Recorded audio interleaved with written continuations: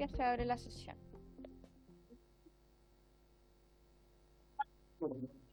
La señora secretaria dará lectura a la cuenta. Voy a dar lectura a la cuenta. He recibido oficio del Presidente de la República, por los cuales se presenta urgencia de calificar de suma para el despacho de 2 proyectos de ley. El que establece medidas contra la discriminación, que está ahora en tabla, y el que dicta normas para asegurar el cumplimiento de las obligaciones tributarias dentro del Pacto del Crecimiento Económico, el Progreso Social y la Responsabilidad Fiscal, que está a continuación. También hace presente urgencia simple para el financiamiento regional. Lo empezamos a ver, pero está por ahora esperando su turno. Y Banco Estado remite la cuenta anual del Banco Estado del año 2023 y igualmente el informe del Fondo de Garantía para Pequeños y Medianos Empresarios, FOGAPE. La Biblioteca del Congreso, igualmente un estudio que fue pedido por la Secretaría acerca de la antiilusión de impuestos en los casos de Australia, Canadá, Colombia, España, Polonia y Reino Unido. Esto también lo ha hecho la Secretaría, así que lo pueden mandar a los correos. La biblioteca siempre se presente acá en la... Muchas gracias por la cuenta. ¿Palabras sobre la cuenta? ¿Puntos varios? Ya, pasamos entonces al objeto de la sesión. Efectivamente. Entonces, lo primero es ver, secretaria, ya me informan que ya está el informe financiero actualizado e ingresado. Sí, le estamos sacando copias, si quiere pueden debatir mientras tanto, porque ya llegó, pero las copias para que lo tengan. Ya, o sea, en realidad era eso lo que hacía falta. Con el informe ya podemos proceder directamente a la votación, así que no estamos convocados, ¿cierto?, a realizar una discusión sobre otro aspecto, ¿sí? Ya, ¿les parece que suspendamos por 5 minutos hasta que nos entreguen el informe? Suspendido entonces.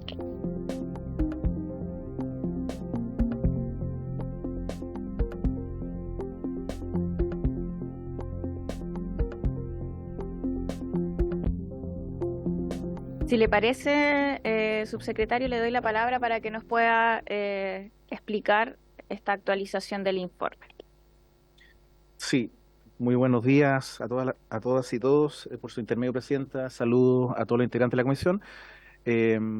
Tal como fue acordado ayer, hemos traído el informe financiero con los datos actualizados del 2024. También está disponible para consultas una persona de la IPRES en caso de dudas específicas. Sin embargo, entiendo que estamos en condiciones de votar, puesto que ya se dio un primer intercambio respecto del contenido de este informe financiero. Si hubiera dudas adicionales, por supuesto, estamos totalmente disponibles para responder a dudas. Aprovecho de mencionar algunos elementos centrales mientras les imprimen las copias o si siguen llegando los señores y señoras diputados y diputadas. Recordemos que esta es una apuesta por la eficacia, es una apuesta por no crear nueva institucionalidad, sino que aprovechar instalaciones y recursos ya disponibles en el Estado. Por tanto, es una apuesta también por un buen uso y la eficiencia de los recursos públicos. Pero es importante señalar otro aspecto, que es que en las distintas y numerosas reuniones y audiencias con organizaciones de la sociedad civil se hizo notar con mucha fuerza la necesidad de contar con un órgano de este tipo. No solo porque se requiere una capacidad de ordenar una discusión que cubre un conjunto de discriminaciones, sino que además creemos que es muy relevante la noción de rendición de cuentas que esto le permite poner a disposición de la sociedad civil. Es decir, que la sociedad civil tenga una interlocución ante quien reclamar por la falta de políticas, medidas o planes respecto de medidas antidiscriminatorias. Finalmente,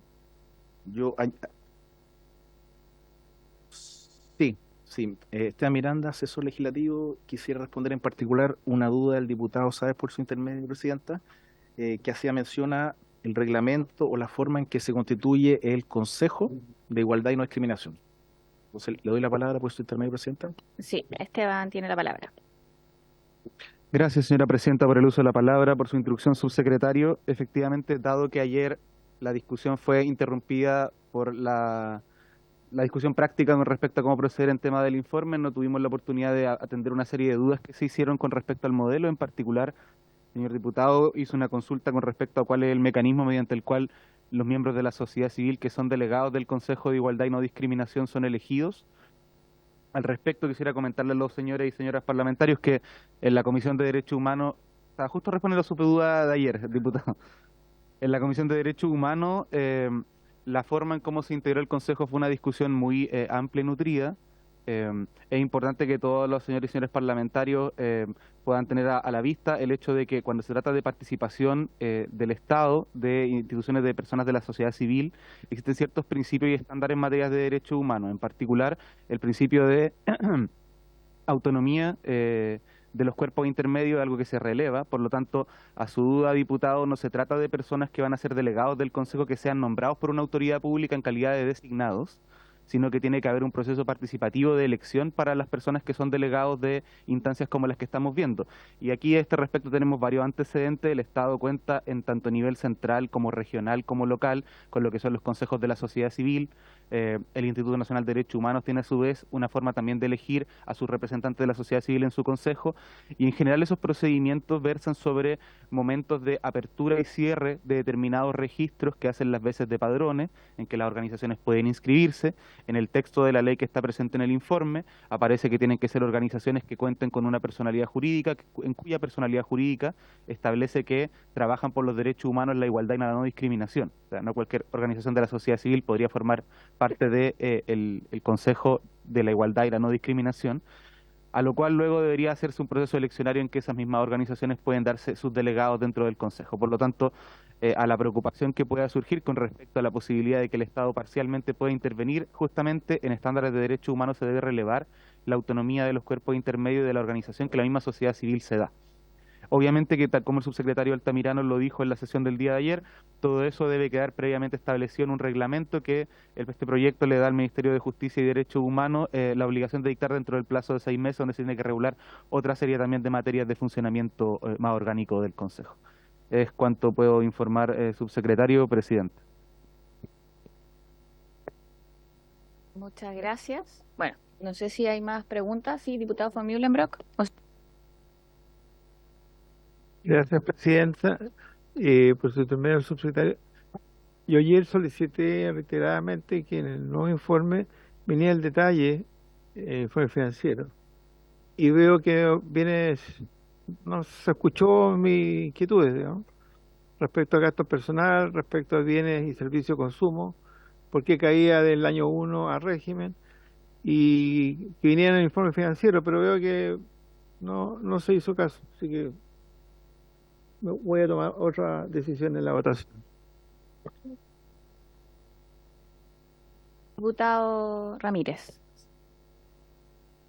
Presidenta, solo quiero comentar que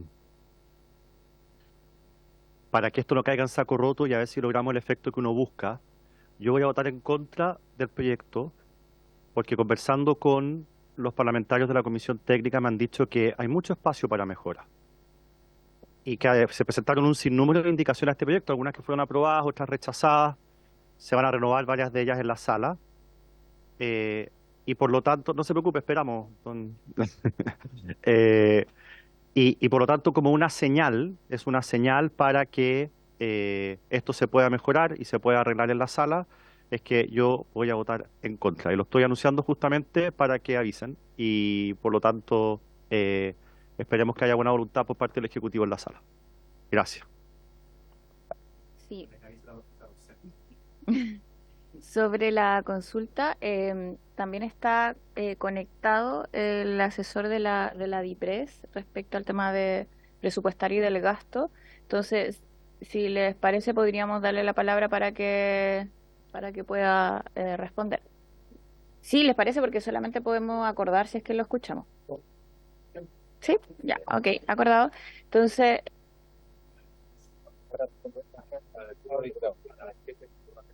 el jefe de estudio de la DIPRES, sí.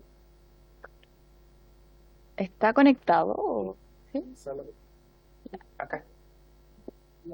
¿Está? Ya. Sí, estoy. Perfecto. presidenta. Escuchamos, don Pablo, jefe de estudios de la DIPRES. Primero de todo, saludar a todas las diputadas y diputados. Muchas gracias por permitirme dar una breve explicación. Este proyecto o este informe financiero considera recursos bien acotados, pero pensados en la función que están planteada, que es la creación de una división de igualdad y no discriminación, que va a llevar adelante estas tareas. En gasto personal se considera recursos para contratar a 13 profesionales, todos en el nivel central, que van a realizar las tareas como que están encomendadas en el proyecto de ley a nivel del ministerio. Y por su intermedio, Presidenta, simplemente de responder a la consulta del diputado von Mühlenbrock, efectivamente hay una disminución de los recursos en bienes y servicios de consumo entre el año 1 y el régimen, pues en el año 1 están considerados ahí los gastos que son considerados como bienes y servicios de consumo para la implementación de las oficinas. Todo lo que es gasto en bienes y servicios, como su nombre lo indica, para instalar la oficina, desde mobiliario hasta este tipo de cuestiones. Y en activos no financieros están considerados todo lo que es compra de software, computadores y ese tipo de cosas. Se hace una distinción ahí quizás es meramente formal respecto de cómo se considera presupuestariamente esto, pero el concepto y la explicación de por qué se reducen esos recursos efectivamente es porque en el año 1 se instala, hay que hacer ciertas inversiones por una sola vez para la instalación, y después en el régimen obviamente son ahí sí los gastos de operación cotidiana de esta pequeña división de igualdad y no discriminación. Esa es como la explicación bien breve y por qué en pesos de 2024 son para el año 1 885 millones y para el año en régimen, el año 2 y siguiente, son 700 millones de pesos. Pareciera que es un pequeño esfuerzo para una gran tarea que va a tener esta nueva división. Muchas gracias. Bueno, si no hay más palabras, no, pasamos entonces a la votación.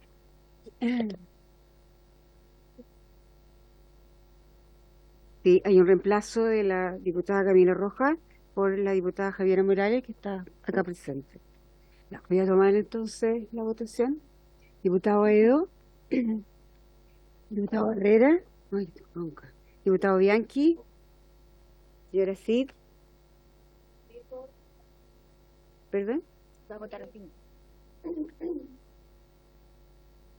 Señor Mellado, Voy a fundamentar mi voto en contra porque no veo la utilidad de este Consejo de Igualdad y No Discriminación que se haga por ley.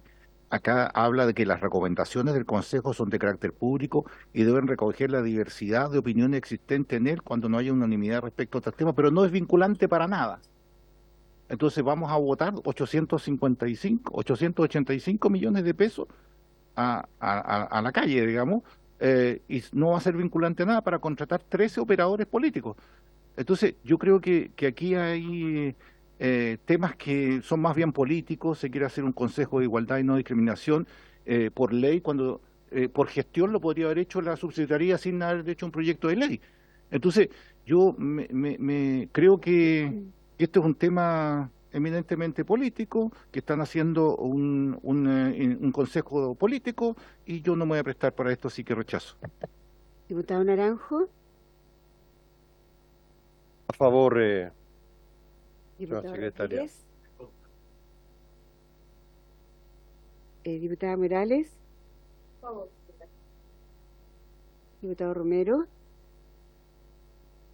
Presidenta, yo en este proyecto no logro encontrar el informe tampoco de la Corte Suprema respecto a los procedimientos que se van a aplicar en esta ley. Entiendo que la ley orgánica lo establece de ese modo. Pero independientemente de eso, voy a votar en contra. Gracias. señor Sáez, Secretaria, acá se ha explicado latamente cómo es la composición del Consejo. Se ha explicado también el por qué se genera como una división dentro de una estructura ya existente, precisamente en favor de la eficiencia y del buen uso de los recursos, y por lo tanto además constituye un avance para una ley que ha sido consenso nacional, a partir además de, vale la pena recordarlo, un crimen escabroso que afectó al joven Daniel Zamudio, y que ha servido para ir derribando barreras discriminatorias no solo para las diversidades sexuales, sino para la población en general. Por lo tanto, resulta incomprensible el rechazo a este proyecto, y por supuesto hay que aprobarlo. Yo lo voto favorablemente. Diputado von Mühlenbrock. Presidenta. Bueno, yo voto a favor, sobre todo porque en realidad lo que tiene a esta comisión tiene que ver con el ámbito financiero, pero también, si vamos al fondo, la creación de este consejo va a permitir contar con un organismo que tenga interlocución entre el mundo social, el mundo político, el Congreso, para la implementación de una legislación que a todas luces fortalece el respeto por la diversidad existente en el país, pero sobre todo porque vivamos en una sociedad en donde la violencia no se ponga por delante. Y eso yo creo que debe ser un principio que oriente nuestra política pública, y por eso yo voto a favor, Presidenta. Faltaba la Secretaria. señora que pidió al final. Muchas gracias, secretaria. Bueno, yo voy a votar en contra. No estoy de acuerdo y creo que no va a haber ningún aporte contra la discriminación general de este consejo, que además no es vinculante. Y en eso creo que se pueden hacer cosas realmente más concretas a través de medidas legislativas, pero creo que esta no es la correcta, así que voto en contra. El resultado, 7 a favor, 5 en contra, aprobado, presidente. Aprobado entonces el informe Y el diputado informante. el diputado informante.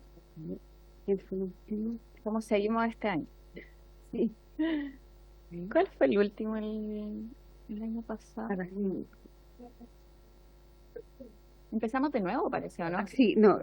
El diputado Barrera El diputado informó en reemplazo de alguien, ¿no es verdad? En la sala. Sí, no sé quién era. Sí. Ya, entonces le tocaría al diputado Bianchi. Diputado Bianchi. Diputado Es informante. que él informó.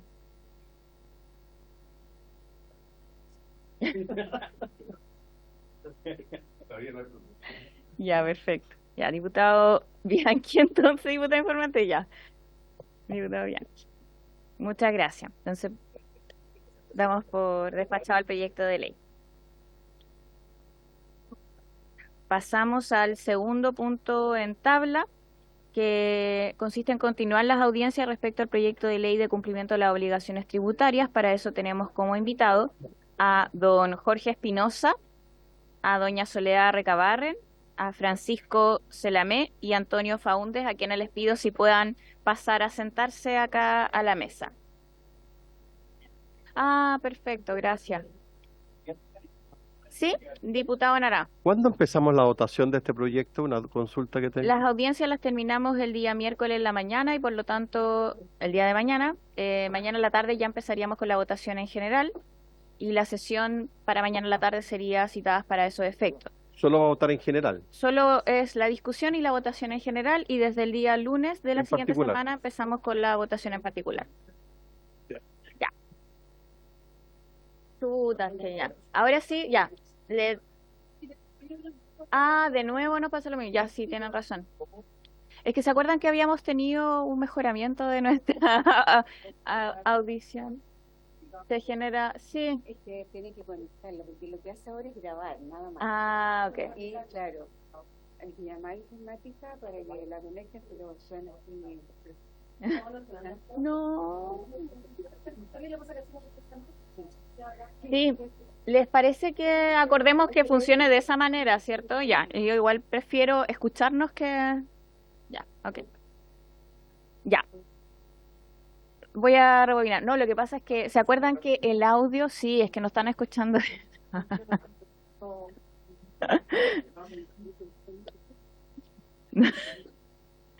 No, ya, pero voy a retomar el tema, la consulta del diputado Mellado. Nosotros terminamos las sesiones y las audiencias del día de mañana en la mañana, la sesión de la mañana. Por lo tanto, la sesión de la tarde estaríamos convocados para votar en general el proyecto de ley.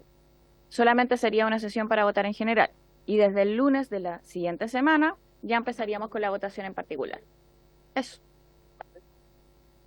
Las indicaciones hasta esa fecha para poder hacer hasta el lunes, para poder hacer el comparado y así que también se considere bueno, ustedes saben que también tenemos hartas restricciones para presentar indicaciones en esta materia, pero está bien.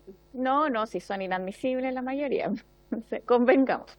Pero sí, recuerden que también los parlamentarios, independiente de que nosotros fijemos ese plazo solo para ordenarnos, tienen la posibilidad de presentar indicaciones durante el trámite legislativo, durante la misma votación, ¿ya? Ya, entonces pasamos a escuchar a nuestros invitados. Primero a don Jorge Espinosa, quien es académico de Derecho Tributario de la Universidad Católica de Chile. ¿Está por Zoom? Ya, perfecto. Primero tenemos que acordar si es que escuchamos, lógicamente.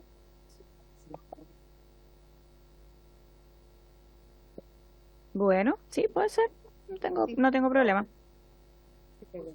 Sí, tiene toda la razón. Ya, entonces le damos la palabra a doña Soledad Recabarren.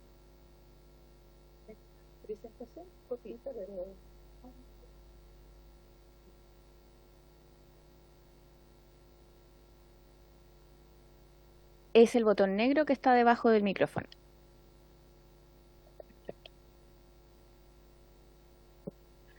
Buenos días, muchas gracias por la invitación. La verdad es que voy a tocar algunos temas puntuales del proyecto y no me voy a referir a él en términos tan amplios. Principalmente quiero tocar algunos temas que son, uno diría, críticos para lo que pueden ser las pymes, que es un tema que nos preocupa sobremanera.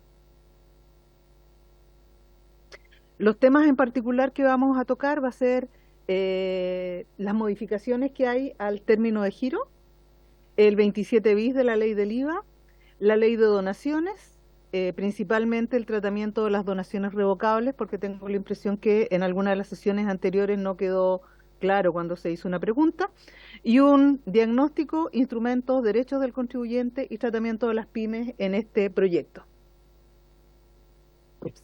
¿Cómo puedo ir avanzando? Allá. Vamos al plazo para resolver el término de giro, el artículo 69 del Código Tributario. La verdad es que una de las cosas que se establece ahora es que el término de giro se va a resolver dentro del plazo de 6 meses por parte del Servicio de Impuestos Internos, existiendo un silencio positivo.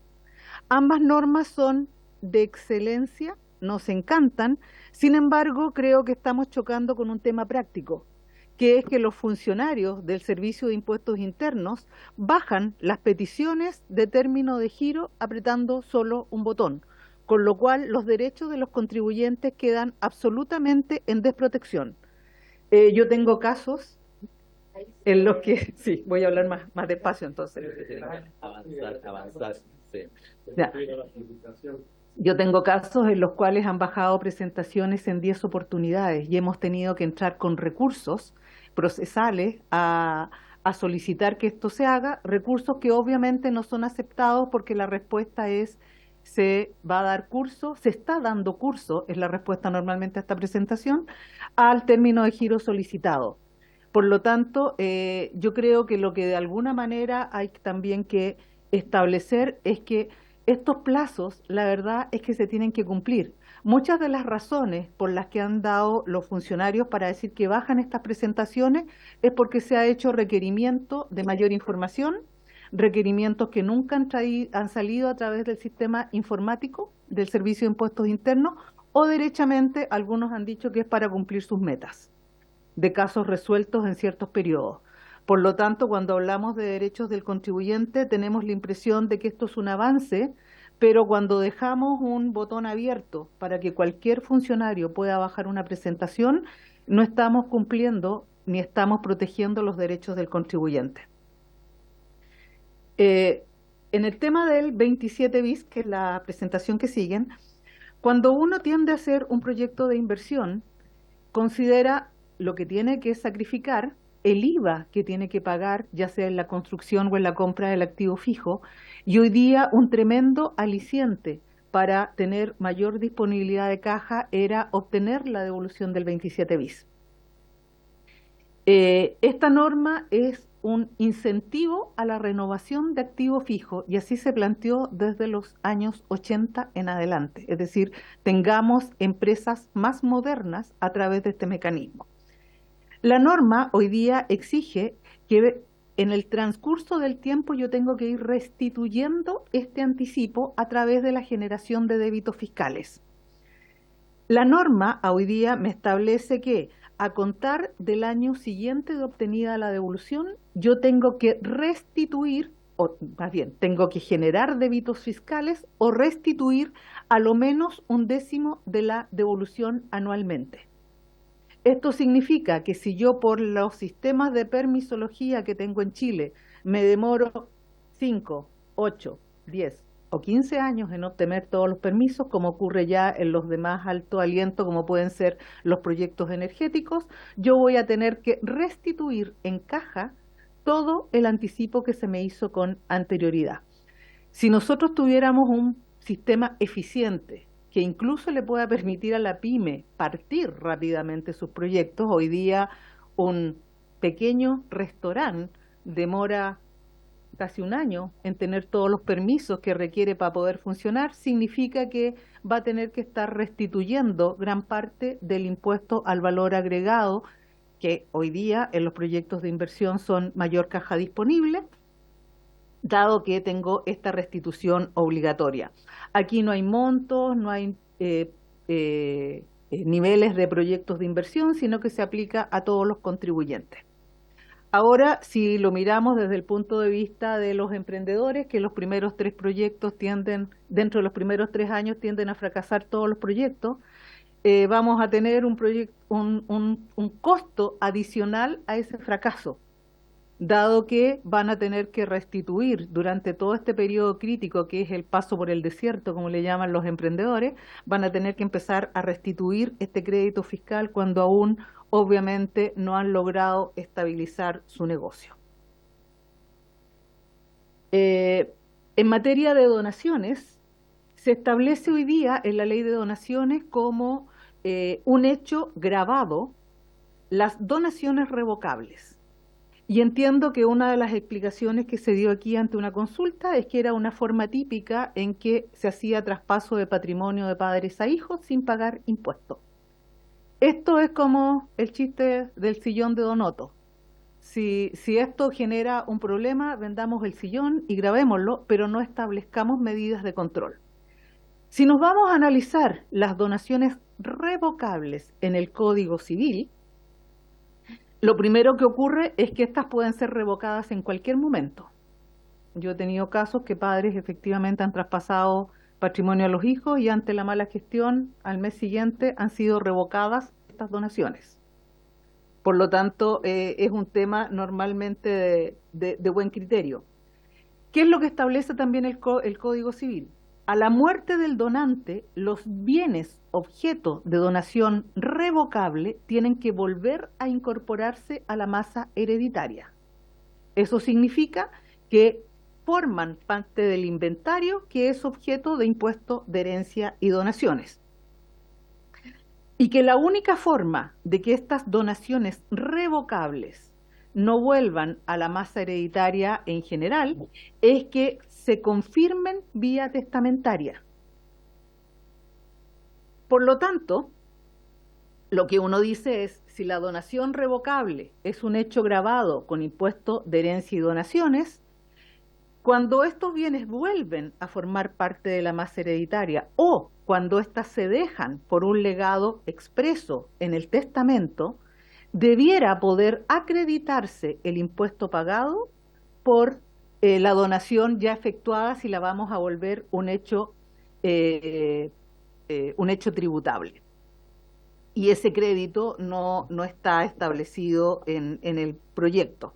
Adicionalmente, la ley, el Código Civil establece que todas las donaciones entre cónyuges son siempre revocables y es una típica estructura para dotar de patrimonio a la mujer normalmente en una relación en la cual ellas dejan de trabajar para poder criar la familia.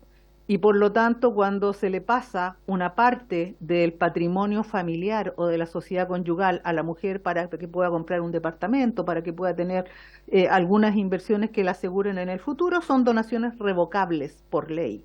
Eso significa que necesariamente tienen que volver después a la masa hereditaria.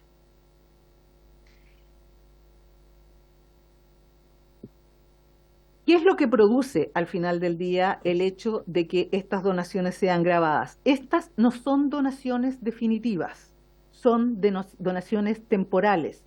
Si algún tratamiento quisiéramos darle a estas donaciones, debiera ser el de usufructo.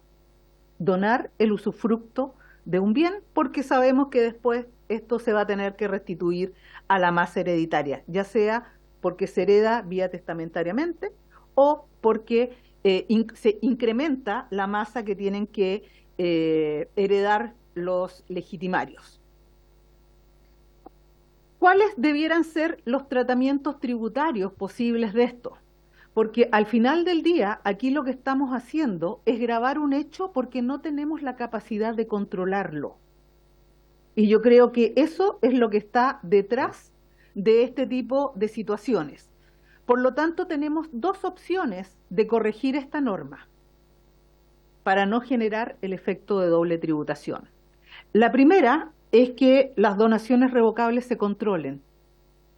Hoy día se controlan los testamentos en el registro civil, podríamos controlar las donaciones revocables que tienen que hacerse a través de escritura pública en el propio Servicio de Impuestos Internos, en términos tales de mantenerlas hoy día sin carga tributaria y fallecido que sea el causante, se grave con el impuesto correspondiente esta donación revocable.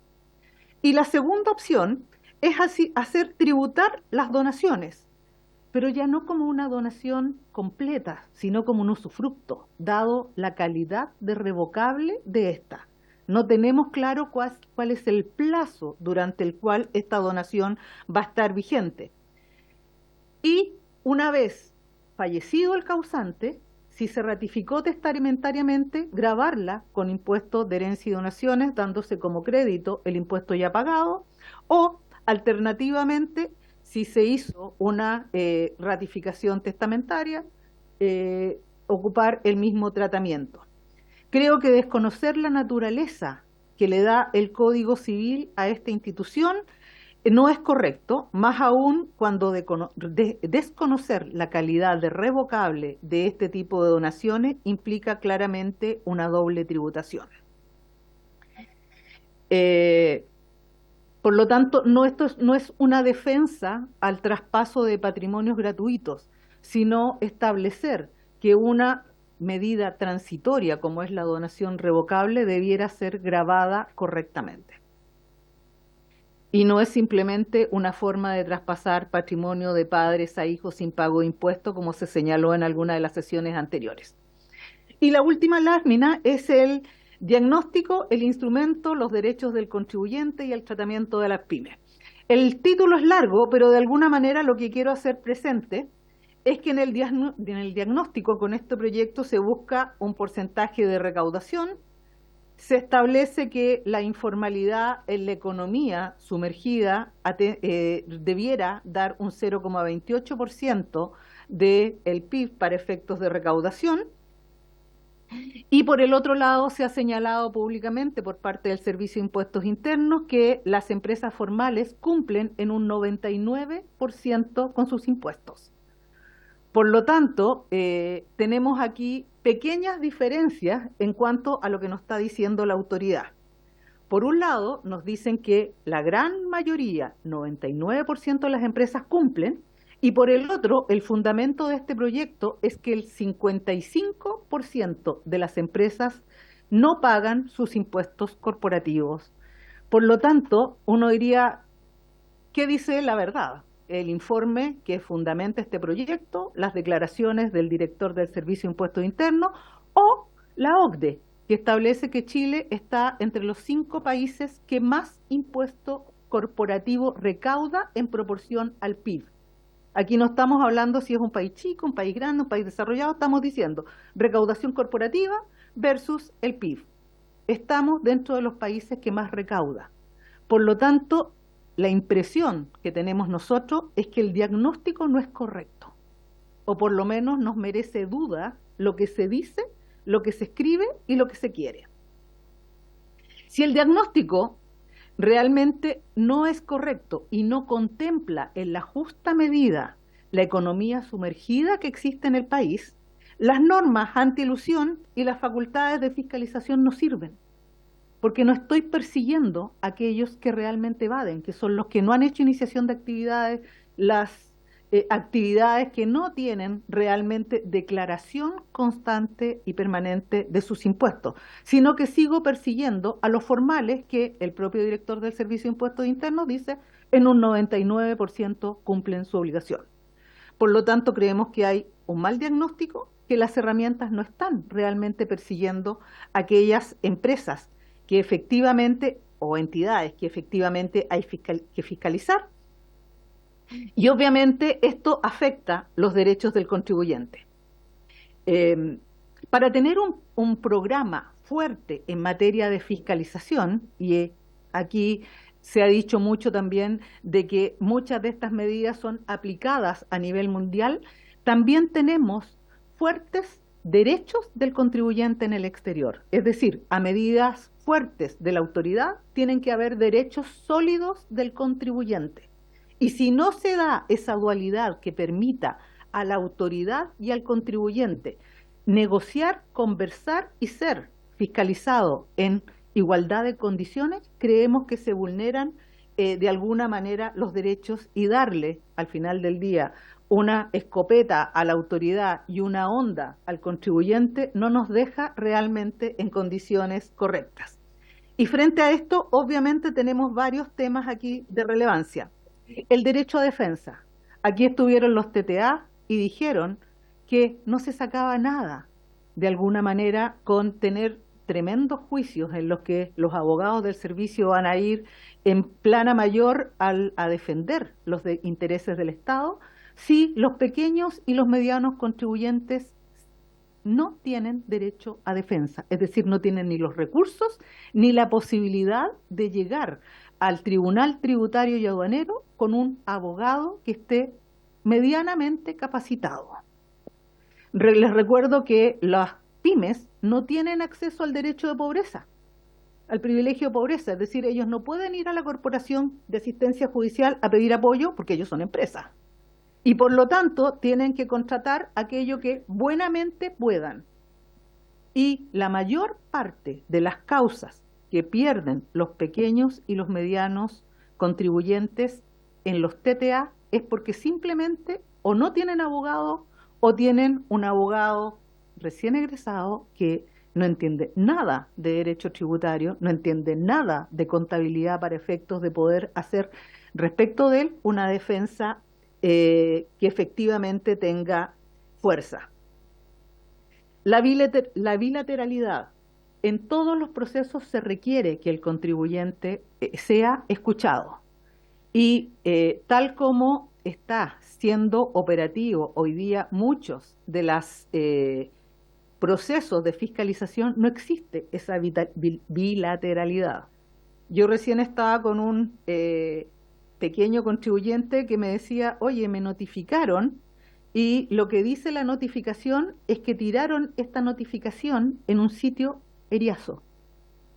Pues su casa no es un sitio eriazo. Tiene una puerta, tiene un timbre y tiene un camino de acceso en el sur. Entonces uno dice, ¿con qué me enfrento? Si además no va a tener los fondos para tener un buen abogado que pueda declarar la nulidad de esa notificación y partir todo de cero discutiendo, la verdad es que es difícil que pueda ser efectivamente defendido. Y lo tercero es el funcionamiento de los actos administrativos. Ya se ha conversado aquí que una gran cantidad de notificaciones salen simplemente por sistema, sin fundamento. Y cuando salen notificaciones por sistema sin fundamento, la verdad es que es tremendamente complicado defenderse.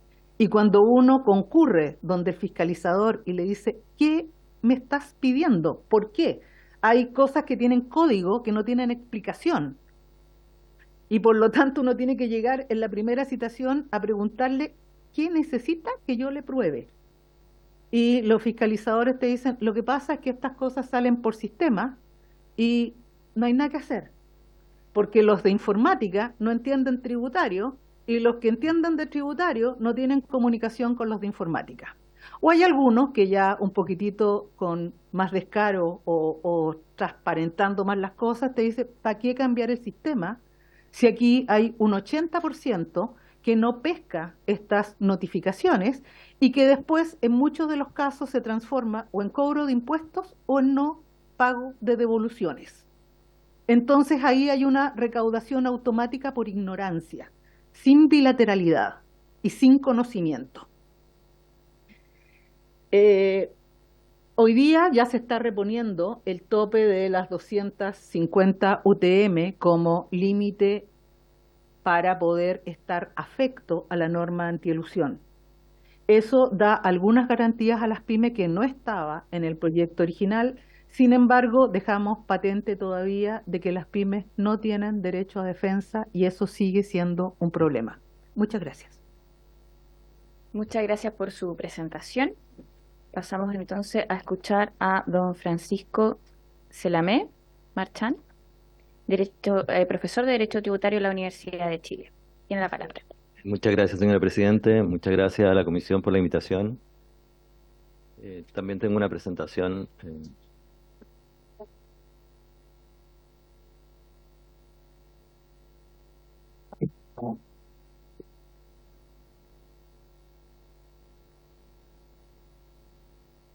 La siguiente, por favor. Básicamente quería hacer alguna reflexión en torno a la redacción de la norma general antielusiva y específicamente respecto del tema del abuso, que es central en la determinación de la elusión. Y para eso quería poner un ejemplo muy burdo, muy grueso, para aterrizar un poco este concepto, esto que es muy conceptual y que en realidad tiene aplicación en la práctica. Entonces, supongamos, ¿no es cierto?, que una persona quiere vender un inmueble a otra persona y que esa venta va a generar un mayor valor sujeto a impuesto. Entonces, supongamos también que en esa jurisdicción, cuando alguien vende acciones o vende derechos sociales, no paga impuestos por los mayores valores. Entonces, una forma de elusión sería que esta persona que quiere vender el bien raíz, en vez de vender el bien raíz, sencillamente lo aporta a una sociedad y después vende la sociedad cuyo único activo es el bien raíz. En ese caso, digamos, va a percibir el precio no por el bien raíz, sino por los derechos a acciones, y ha buscado una forma alternativa de enajenar el bien raíz sin pagar impuestos. La pregunta en ese caso es, ¿se busca producir efectos económicos y jurídicos mediante el acto elusivo? O sea, cuando yo, en vez de vender el bien raíz derechamente, constituyo una sociedad, vendo la acción y después esta persona eventualmente se adjudica el bien raíz, ¿ese segundo acto produce efectos económicos y jurídicos? Obviamente que sí. Estamos buscando producir los mismos efectos jurídicos de la compraventa, pero sin pasar por la compraventa, porque la compraventa es un acto, en este ejemplo, grabado con impuestos y el otro no. Entonces, si nosotros miramos la página siguiente, si miramos la norma del proyecto que tiene una modificación, pero que mantiene en términos generales el concepto actual. Si ustedes se fijan, dice que el abuso es cuando los hechos contenidos, los hechos imponibles contenidos de la ley tributaria no podrán ser eludidos mediante el abuso de las formas jurídicas, y hay abuso en materia tributaria cuando de forma impropia se evita la realización del hecho grabado, se disminuye la base imponible. En nuestro ejemplo, ¿no es cierto?, se evitaba el hecho grabado, la venta de un bien raíz, mediante hechos, actos, negocios jurídicos, una serie de ellos que individualmente considerados en su conjunto no produzcan resultados o efectos jurídicos o económicos relevantes para el contribuyente o un tercero. Eso está mal. Eso está mal porque ese acto lo que precisamente busca es producir esos efectos jurídicos o económicos relevantes para el contribuyente, que es la transferencia del bien sin pagar el impuesto, digamos. Pero lo que yo busco es que me paguen el precio y que transfiero el bien raíz. Y lo logro mediante una fórmula distinta. Entonces, cuando esta definición llegue a un tribunal, a la Corte de Apelaciones o a la Corte Suprema, que no son tribunales especializados en materia tributaria, se van a encontrar con que el acto sí produce efectos jurídicos y económicos. Y entonces, eventualmente, ¿no es cierto?, si yo hago una interpretación literal de esta norma, parecería ser que no hay, en ese caso, abuso. Entonces, si nosotros quisiéramos, la siguiente, si nosotros quisiéramos tener una norma más acorde con la doctrina, lo que deberíamos decir es, primero, que mediante el abuso lo que se busca, ¿no es cierto?, es, se realizan, no es que el contribuyente realice tenga una conducta impropia, sino que realiza hechos o actos impropios para en ese ejemplo, para transferir el bien raíz, un acto propio normal sería una compraventa. Sin embargo, el contribuyente realiza un acto impropio, busca una estructura mucho más alambicada, es decir, constituye una sociedad, le aporta el bien raíz, vende los derechos sociales, después se adjudica. Entonces, claramente ese acto sería impropio para el propósito original, que es simplemente transferir el bien raíz. Entonces, lo que la norma debería decir es que la utilización de esta segunda alternativa produce los mismos efectos jurídicos y económicos que el acto eludido, con la única diferencia que en un caso se paga impuestos y en el otro no. Entonces, por eso sugiero que se haga una modificación en ese sentido a la regla del abuso. Y aquí esta podría ser una, digamos, que es que se posterga, no se realiza el hecho grabado mediante hechos, actos o negocios jurídicos que individualmente considerados o en su conjunto sean impropios y cuya utilización de cuya utilización no se produzcan resultados o efectos jurídicos económicos relevantes para el contribuyente o un tercero que sean distintos a los meramente tributarios y de los efectos que se hubieran producido como consecuencia de los actos usuales o propios. Entonces, falta en esa definición la comparación entre el acto impropio que ahora se está incorporando como parte de la definición y el acto propio. Ambos producen los mismos efectos jurídicos y económicos. Bien, la siguiente. En relación a la norma general antielusiva, se fija un procedimiento muy especial para efectos de que, en definitiva, ya no sean los tribunales tributarios los que califiquen la elusión, sino que sea calificado al interior del Servicio de Impuesto Interno. Y entonces, cuando uno mira este procedimiento, la pregunta que surge, bueno, ¿el Servicio de Impuesto Interno está preparado para aplicar administrativamente la norma antielusiva? Y pareciera que no, porque si en el fondo yo para aplicar la norma antielusiva tengo que convocar a todos, a los funcionarios más importantes del Servicio de Impuesto Interno, fíjense que el procedimiento va a ser dirigido por el Departamento de Normas Generales Antielusión en coordinación con la Dirección Regional o la Dirección de Grandes Contribuyentes. Termina con un informe que va a ser fiscalizado, va a ser firmado por el fiscalizador y el jefe del Departamento de Normas Generales Antielusión. El informe lo recibe el Comité Antielusión. ¿Y el Comité Antielusión por quién está integrado? Nada menos que por el Director Nacional del Servicio de Impuesto Interno más tres subdirectores, que son los funcionarios más altos del servicio, el subdirector jurídico, el de fiscalización y normativo. Es decir, convoco a, digamos, la élite del Servicio de Impuestos Internos a un comité. ¿Y este comité qué hace? Le pide informe a un consejo. O sea, ni siquiera ellos resuelven, o sea, pueden resolver por sí mismos, pero el procedimiento dice, bueno, consulten a un consejo asesor que va a estar integrado por un coordinador y por 7 consejeros que son del sector privado, que van a tener una serie de conflictos de interés, que van a estar posiblemente ellos o su estudio donde participen con casos que pueden ser de elusión o no, pero en el fondo lo que se está haciendo es contracultural. El Servicio de Impuesto Interno nunca le ha ido a preguntar a un consejo, digamos, lo que tiene que hacer o lo que no tiene que hacer, a un consejo integrado por el sector privado. Y además, en el fondo, si nosotros tenemos informes del propio Servicio de Impuestos Internos que dicen que en Chile se va del 50% del impuesto de primera categoría por las empresas, digamos, que pagan este impuesto, tener a todos los funcionarios, tener al director, tener a los subdirectores, tener además a un departamento especializado, todos preocupados de esta norma antielusiva, me parece que es un poco desproporcionado. Y da a entender, en definitiva, que el servicio no está preparado todavía para, en definitiva, hacerse cargo de administrar, como cualquier otra norma, la norma antielusiva. Si nosotros miramos lo que ha informado el propio Ministerio de Hacienda, ¿no es cierto? De 2015 a 2023 han habido 101 revisiones de norma antielusiva y se han recaudado más de 120 millones por el solo poder disuasivo de esta norma. En 2023 se han producido 50 citaciones, es decir, el 2023 se activó en definitiva la aplicación de esta norma por el Servicio de Impuestos Internos. Dice que hay más de 17 requerimientos actuales por más de 25 millones, que hay muchas consultas, 95 consultas de contribuyentes respecto de situaciones que pudieran ser elusivas. Entonces, si en definitiva esta norma está funcionando bien hoy, ¿por qué vamos a crear todo este mecanismo tan alambicado que en definitiva creo que no se justifica en esta instancia, digamos. Además que las ventajas del procedimiento judicial son varias, digamos. Primero, que obliga al Servicio de Impuesto Interno a alto estándar. El Servicio de Impuesto Interno va a estudiar bien el caso antes de llevarlo a un tribunal. Y de hecho, ¿no es cierto?, hay un equipo especializado en eso. Va a entregar la calificación de un tema que es complejo y de alto contenido jurídico a una autoridad muy competente para eso, un juez y no un fiscalizador del Servicio de Impuesto Interno.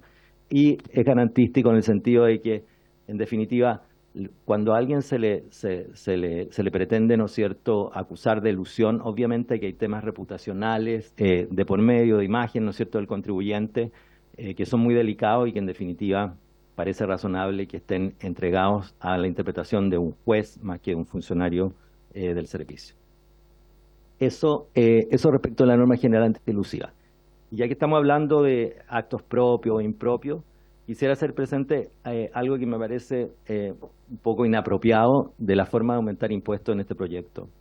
Porque si ustedes se fijan, y que el proyecto del año 2022 y el proyecto del 2024 son iguales, absolutamente iguales, respecto de una modificación a las reglas de CFC. ¿Qué significa esto? Que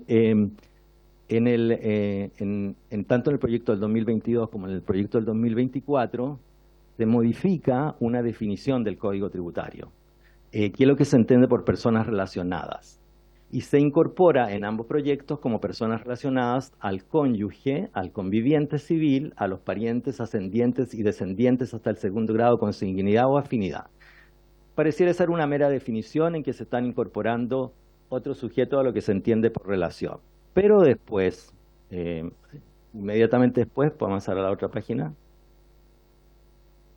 ¿Puedes avanzar a la siguiente? No sé qué lo está manejando. Después se modifica una norma de la ley de la renta. Ya no estamos en el Código Tributario, ya no estamos en la norma antielusiva. Se modifica el Código Tributario. Y en el Código Tributario, cuando se refiere a la tributación de las rentas pasivas, se está diciendo que se va a modificar un artículo, el 41G, y se va a reemplazar una referencia que se hace a unas letras del artículo 100 de la ley 18.045 por el número 17, número 8, que es el que recién se modificó. ¿Y qué es esto? Esto es incrementar el impuesto a la renta por rentas del exterior. Pero no se dice directamente en ninguna parte, y revisé incluso el mensaje y en ninguna parte cuando se habla de las modificaciones a la legislación internacional, tampoco se menciona que se está subiendo el impuesto a las rentas pasivas del exterior. Y entonces de una manera alambicada, mediante unas referencias, digamos, de normas, sin decirlo directamente, de aumentar el impuesto a las rentas pasivas del exterior simplemente por relaciones de parentesco o de matrimonio. Y entonces en un proyecto de suma urgencia esto pasa, nadie lo advierte y se suben los impuestos sin que nadie en el fondo haya puesto mayor atención en eso. Entonces creo que cuando uno mira estas dos normas, verdaderamente uno invita a una reflexión. Primero respecto a la oportunidad, porque si estamos frente a un proyecto que se supone que es distinto, que entró, ¿no es cierto?, antes de cumplirse un año porque era diferente, y tenemos normas que son absolutamente idénticas y que producen el mismo efecto, entonces pareciera ser que no se está cumpliendo primero con la oportunidad. Después, este se supone que es un proyecto de cumplimiento tributario contra la elusión, y por lo tanto una norma que incrementa los impuestos debería estar en el otro proyecto, en el proyecto paralelo, ¿no es cierto?, en que se están aumentando los impuestos para que así sea analizado en su mérito, en conjunto con los otros incrementos de impuestos, y no de manera aquí aislada, digamos, y sin que sea posible relacionarlo con los demás. Y eso requiere un análisis, porque las reglas CFC son una regla excepcional. Lo normal es que se tributa por las rentas percibidas del exterior. Las reglas CFC lo que hacen es que adelantan esa tributación y se tributa sobre base de vengada. Es una norma, les repito, excepcional, y por lo tanto si voy a hacer tributar a las personas, digamos, por relaciones de parentesco, cabe preguntarse, bueno, en verdad, digamos, está bien, los padres pueden ser relacionados con los hijos no emancipados, pero cuando los hijos ya son mayores y tienen su propio patrimonio, su propia actividad, ¿es razonable que los considere relacionados? ¿Es razonable que considere relacionados a los hermanos cuando cada uno tiene a su vez sus propias familias nucleares? Bueno, todo ese asunto debería ser discutido, digamos, con cierto tiempo y dedicación, y no así al pasar mediante la simple estructuración de dos normas que parecen definir conceptos y que en definitiva ocultan un incremento de impuestos. Eso es mi observación. Muchas gracias por su presentación. Pasamos entonces a escuchar a don Antonio Faúndez, quien es académico de la Universidad Católica de Valparaíso. Muchas gracias, Muchas gracias, Presidenta, por la invitación, y también agradezco a la Comisión por invitarme a exponer. Soy académico de la Pontificia Universidad Católica de Valparaíso, tiempo completo, así que me dedico a investigar, y traigo para mi presentación algunos datos que es importante, creo, considerar especialmente al momento de resolver para esta comisión. Son datos empíricos y por lo tanto creo que eso implica también una contribución al momento de legislar. Lo que me voy a referir, si pasamos a la siguiente por favor, como tengo poco tiempo, me voy a enfocar al eje sobre modernización de la administración y tribunales tributarios aduaneros. La siguiente por favor. Respecto del procedimiento de fiscalización, hay una norma que trae el proyecto que dice relación con la notificación por correo electrónico como norma general. Este es un cambio que trae el Código Tributario, y con relación a esta norma que implica factores de tecnología que desarrolla el servicio, esto se ajusta a los estándares que promueve actualmente la OCDE, especialmente en el uso de tecnologías por parte de las administraciones tributarias. La siguiente, por favor. Respecto a las investigaciones que hemos desarrollado en los últimos 5 años con relación al uso de tecnologías por parte de las administraciones tributarias, especialmente, y se ha debatido también acá con relación al uso de inteligencia artificial, estos dos trabajos que se publicaron, uno en el año 2020 en la revista, en el Journal Computer Law and Security Review, y el otro paper sobre la revista chilena de Derecho y Tecnología, los dos están enfocados al uso de inteligencia artificial. Y respecto de estos papers, la evidencia muestra, especialmente a nivel latinoamericano, que las administraciones tributarias están al día en el uso de tecnología respecto de sus procesos de fiscalización.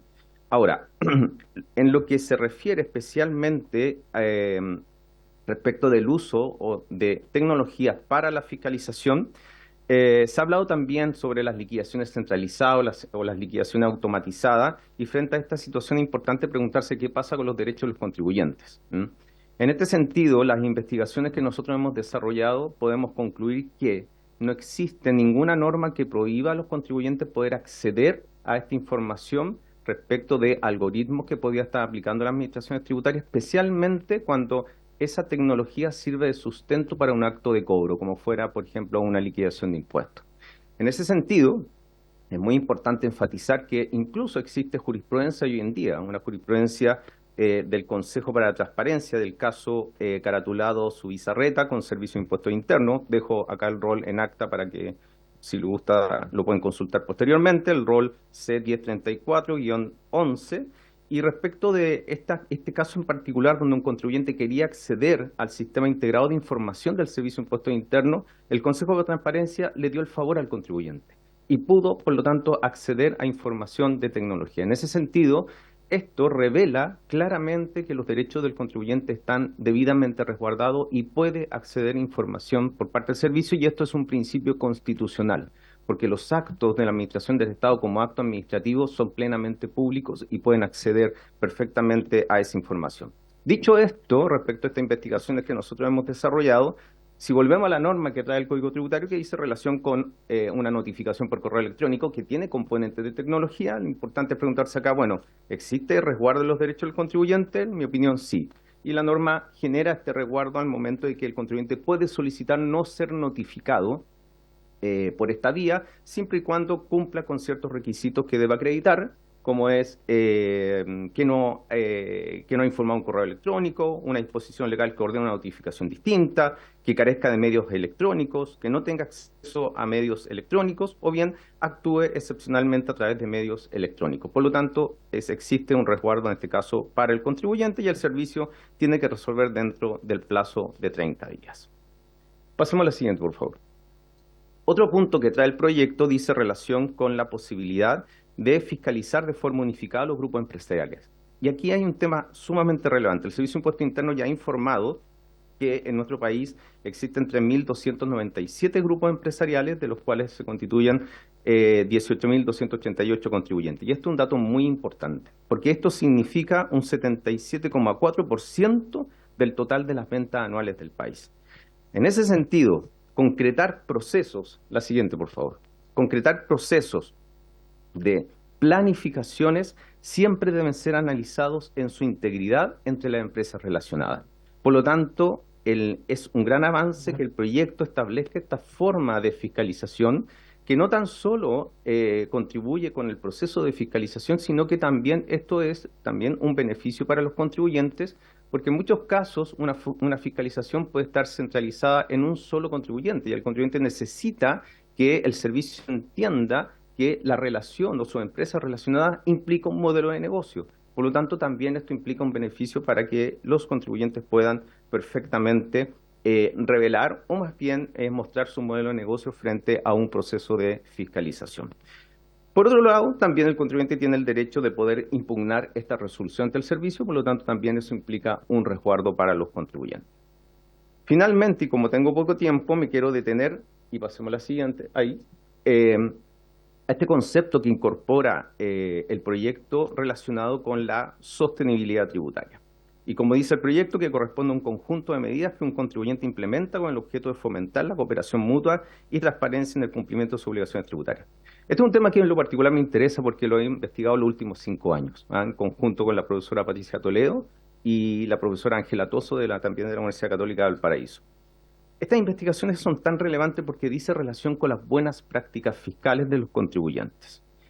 Y estas buenas prácticas fiscales, sin lugar a dudas, contribuyen al proceso de formación para los contribuyentes. Y en ese sentido, frente al cumplimiento de las obligaciones tributarias, es un proceso que los contribuyentes facilita la educación de los contribuyentes para este proceso de formación. Y en este sentido, la norma de sostenibilidad tributaria que incluye este proyecto, sin duda, es un avance. Esto se relaciona, como dice la presentación, con las normas ESG, con las normas también de responsabilidad social corporativa y también con el Global Reporting Initiative, que son los estándares GRI. Todos estos estándares, y si pasamos a la siguiente lámina, por favor, ¿qué nos dice la evidencia empírica al respecto? Acá les dejo como antecedentes 3 papers que se han publicado este año 2024, y estos papers reúnen una gran cantidad de referencias que todos acreditan tajantemente que estos estándares de buenas prácticas fiscales reducen la evasión tributaria. Esto es un proyecto que apunta al cumplimiento de las obligaciones tributarias y por lo tanto es un gran avance que este proyecto pueda incluir esta norma de sostenibilidad tributaria. Son 2 estudios, dos de China y el otro estudio se realizó a los países Australia, Bélgica, Dinamarca, Finlandia, Francia, Alemania, Irlanda, Italia, Luxemburgo, Países Bajos, Noruega, Polonia, Portugal, España, Suecia, Suiza y el Reino Unido. Todos apuntan y evidencian que estos estándares de sostenibilidad tributaria favorecen significativamente en disminuir la evasión corporativa. Si pasamos a la siguiente lámina, solamente les voy a dejar como antecedente, estos son los 12 estándares que mayormente utilizan las empresas a nivel mundial para el cumplir con estas buenas prácticas fiscales. Pasamos a la siguiente. Si uno quisiera entender cuáles son los principios que están detrás de este concepto de sostenibilidad tributaria, son 3 principios. Uno, el principio de transparencia.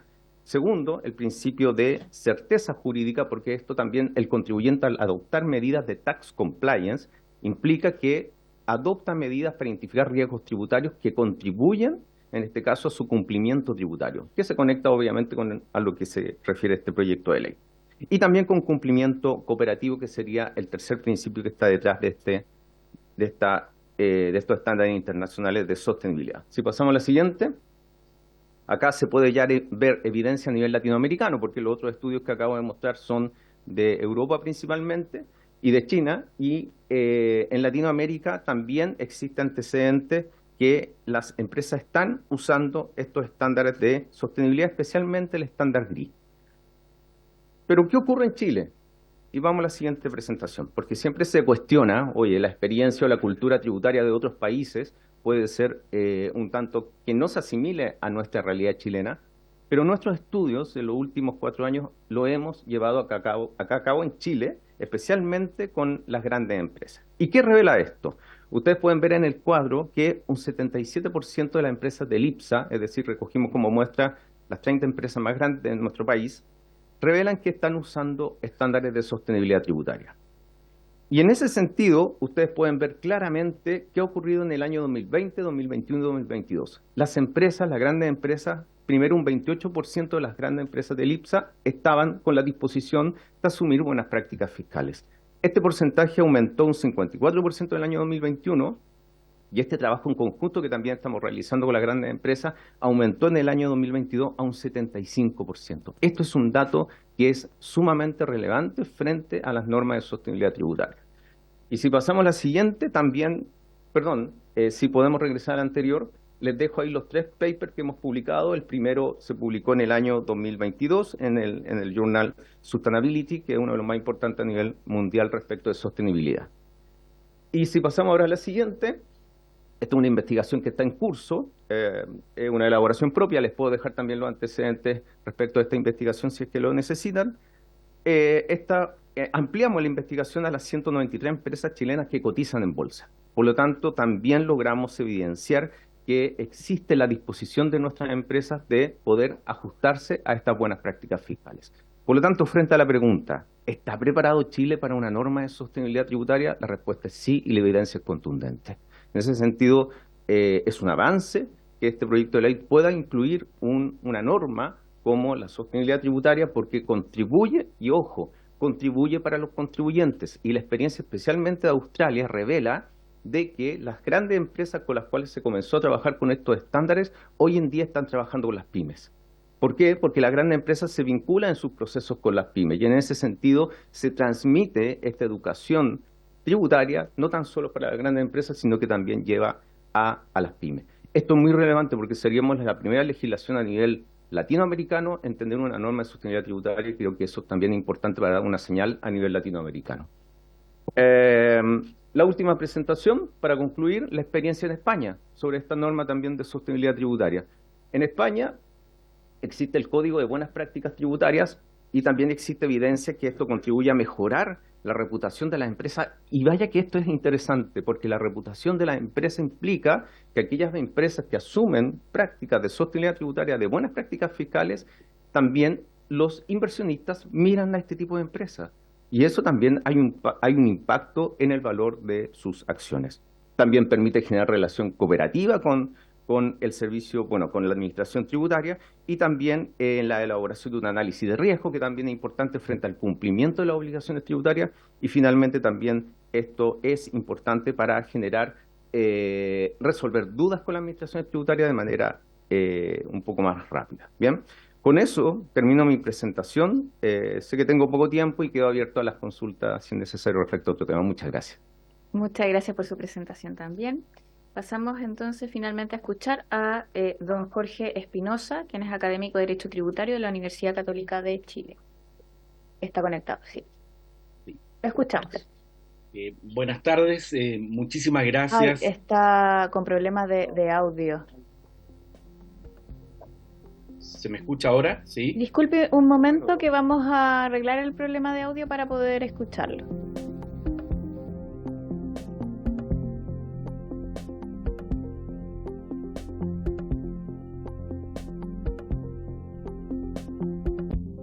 Ahí sí, ahora sí lo estamos escuchando. Hola, buenos días. Agradezco la invitación que me hiciera la honorable Cámara de Diputadas y Diputados para poder hablar y reflexionar sobre este proyecto de ley sobre cumplimiento tributario.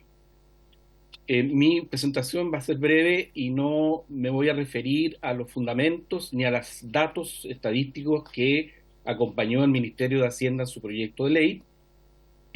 Por lo tanto, me voy a pronunciar sobre todo en los contenidos fundamentales del proyecto, que es un proyecto bastante complejo y bastante abarcativo en el sentido que incluye la modificación de varias normas de forma y de fondo a distintos institutos jurídicos relacionados con temas tributarios y que afectan también a por lo menos 4 servicios públicos, en los cuales incluye el Servicio de Impuestos Internos, Tesorería General de la República, el Servicio Nacional de Aduana y la Defensoría del Contribuyente. Por lo tanto, en ese sentido es un proyecto complejo que contiene 8 partes de distintos temas que van en la línea de profundizar las normas referidas a un adecuado cumplimiento tributario.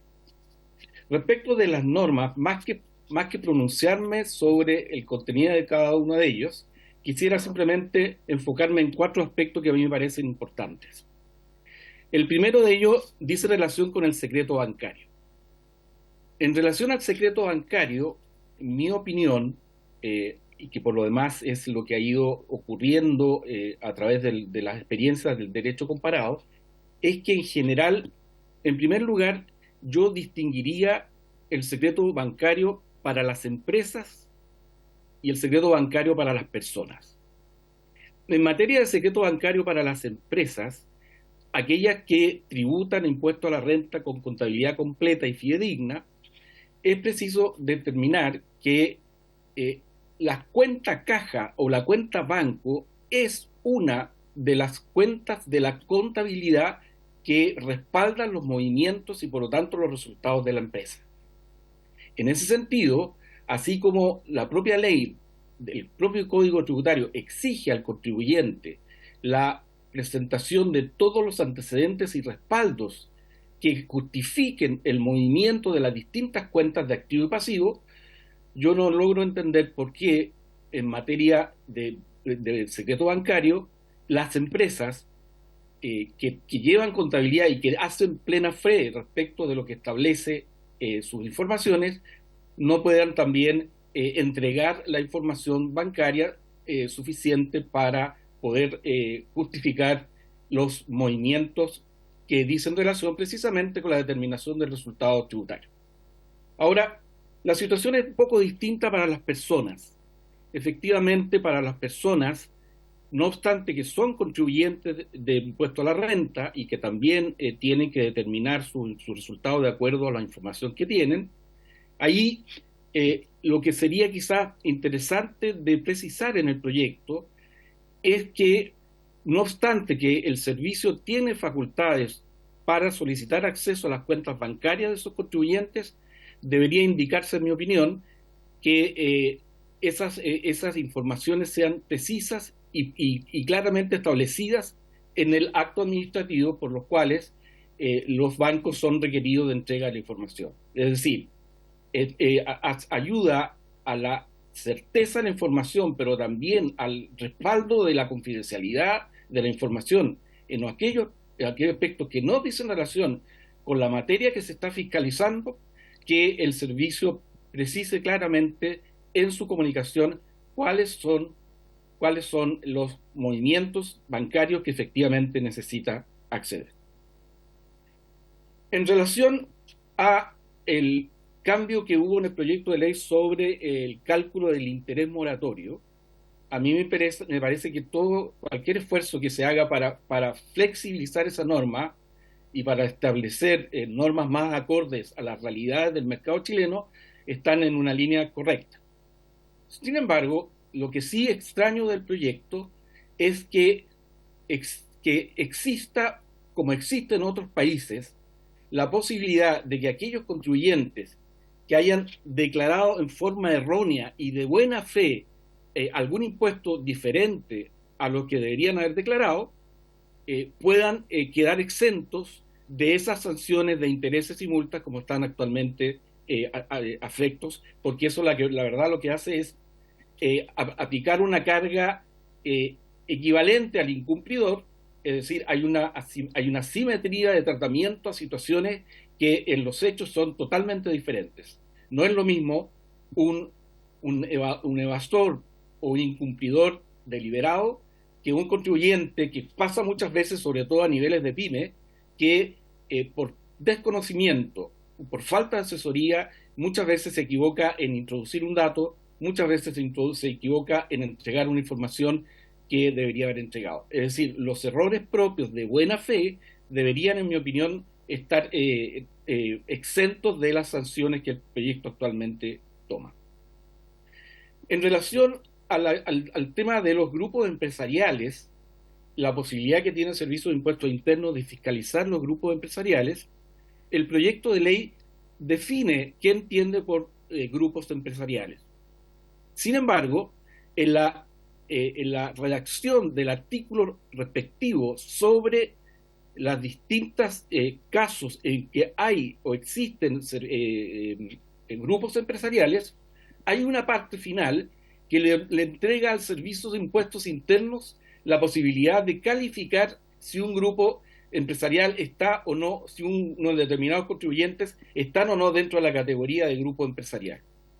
Lo interesante del proyecto es que señala los casos objetivos a los cuales por los cuales el servicio podría calificar a un determinado contribuyente como un grupo empresarial. La verdad es que yo eliminaría la facultad que tiene el Servicio de Impuestos Internos para calificar o no calificar a un grupo como empresarial o no, porque creo que las razones de hecho que establece el propio proyecto para calificarlos como tal son suficientes sin aplicación de un elemento administrativo, de una intervención administrativa del Servicio de Impuestos Internos, en el cual le obligue, ¿no es cierto?, a tener que pronunciarse si hay o no un grupo empresarial. Y por último, para no alargarme más de la cuenta, en materia de expediente electrónico y sobre todo en materia de notificaciones de los actos administrativos y judiciales por parte de las autoridades fiscalizadoras y resolutorias, se establece que toda la información va a ser subida a la página web de cada uno de los contribuyentes.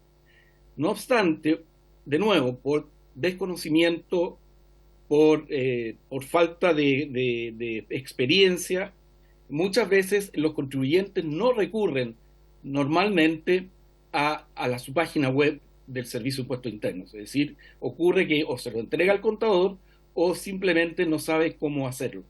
Entonces, junto con subir la información a la carpeta tributaria de cada contribuyente, sería importante también que cada acto administrativo que notifique el Servicio de Impuestos Internos a través de sus páginas web, de su sistema, sea también notificado por correo electrónico a cada uno de los contribuyentes. A mí me parece que hoy día el Servicio de Impuestos Internos cuenta con la información de cada contribuyente para enviar un correo electrónico notificándole de algún acto o alguna actuación administrativa de parte del servicio. Muchísimas gracias por la invitación. Muchas gracias también por su disposición y la exposición. Entonces pasamos ahora a las consultas de los parlamentarios. Se abren las palabras. Diputado Mellado. Gracias, presidente. Primero felicitar a los expositores, pero ninguno tocó temas tan álgidos como el denunciante anónimo, por ejemplo, pagado. ¿Qué opinión le merece y cómo puede enturbiar la relación? Porque eso puede ser incluso pagado por fuera por una competencia para destruir, sobre todo a las pymes, incluso de grandes a pequeños. Cuando va creciendo uno grande, va creciendo un pequeño y el grande lo amenaza, puede generar este tema. Entonces quiero conocer su opinión sobre ese tema y sobre lo segundo, el TTA que dijo la única dama que está exponiendo, que encuentro toda la razón, las pymes quedan bastante desmejoradas con ese tema, porque la verdad es que es costoso que un buen abogado vaya, a menos que haya una asociación de pymes que tengan contratados buenos abogados tributaristas para defenderlos ante el TTA. Y en tercer lugar, ¿qué opinan? Acá un expositor dijo que en el caso de TTA tenían que formarse una convicción, y esa convicción la forma un juez, y cuando Impuestos Internos ya tiene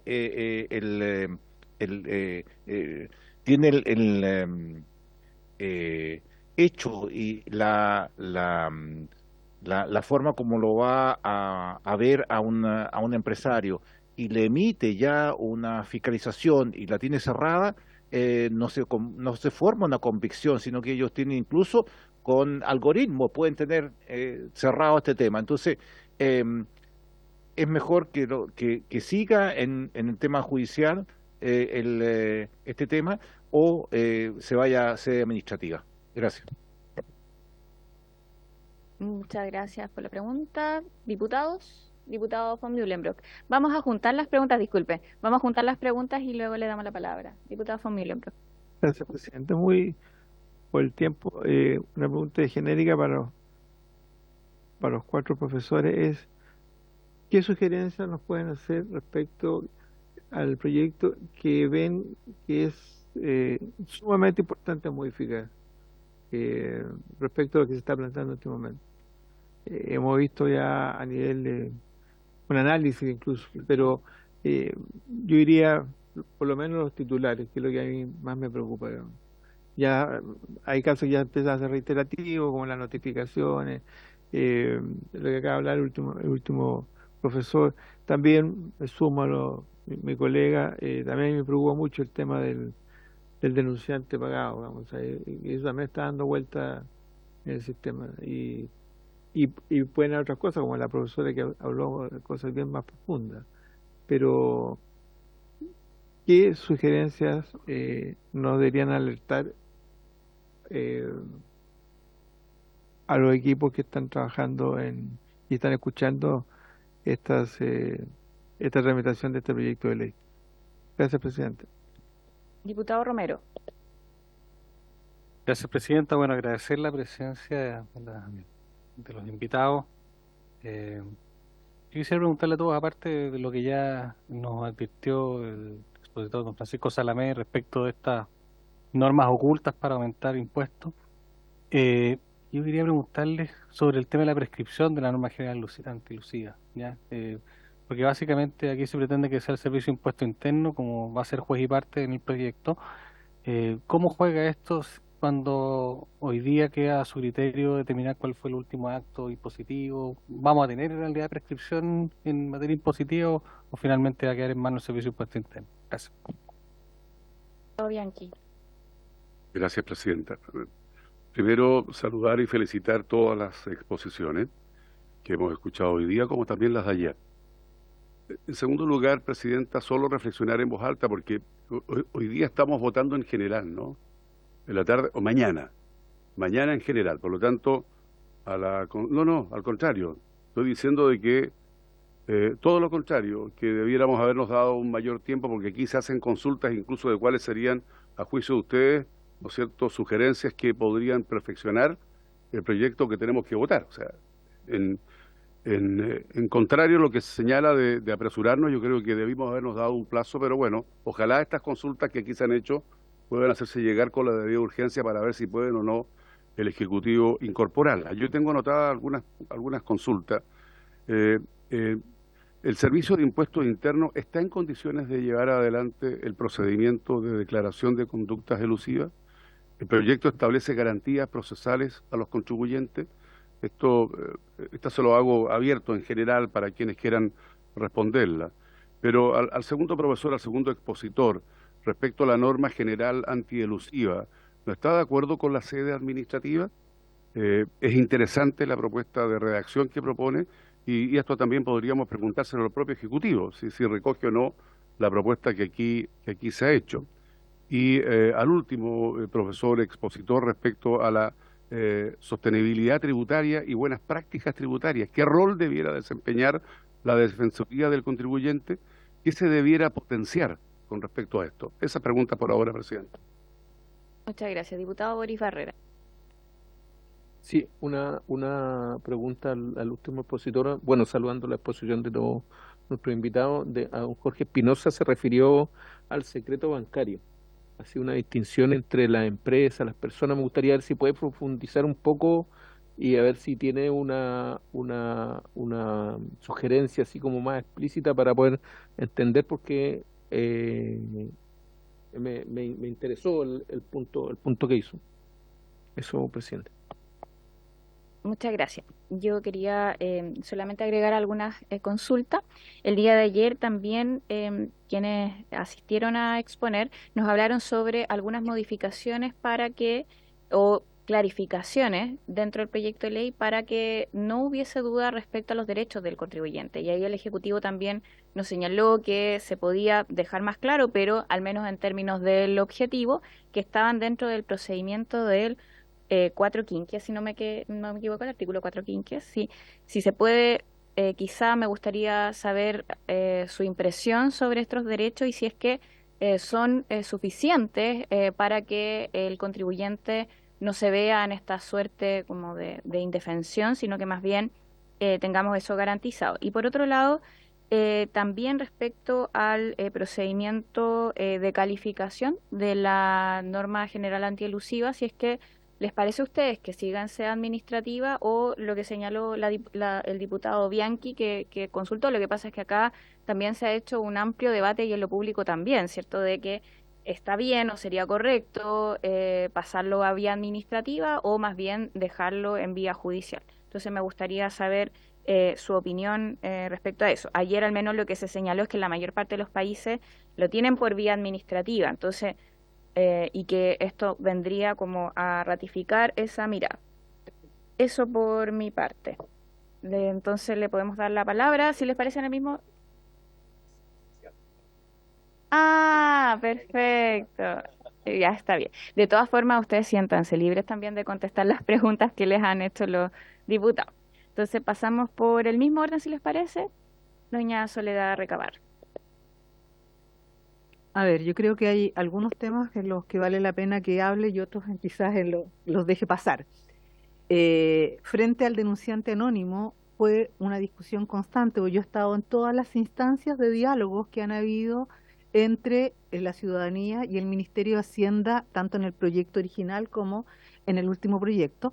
Y el denunciante anónimo efectivamente a las pymes le generaba mucho problema. Y el problema, tal como decía usted, es el hecho de que la denuncia salía bastante barata. Es decir, cuando el primer proyecto establecía que había una multa, es decir, por 7 millones de pesos, una gran empresa podía destruir a una pequeña empresa. Era ese el monto exacto. Pedimos que hubiera cárcel, porque efectivamente la cosa tiene que ser seria, tiene que haber una multa, sobre todo si es que estamos destruyendo las empresas que están creciendo. Y efectivamente la sanción fue evolucionando hacia cárcel, pero es una cárcel que obviamente nos va a dejar con resultados alternativos en el corto andar. Por lo tanto, sigue siendo barato una denuncia falsa.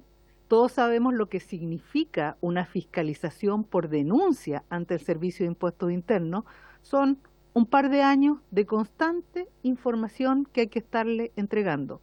Y una pyme en que el dueño es el vendedor, es el administrador, es el que concurre al Servicio de Impuestos Internos, cuando está 2 años pendiente, a lo menos, de temas ante la autoridad, la verdad es que pierde el foco y quiebra.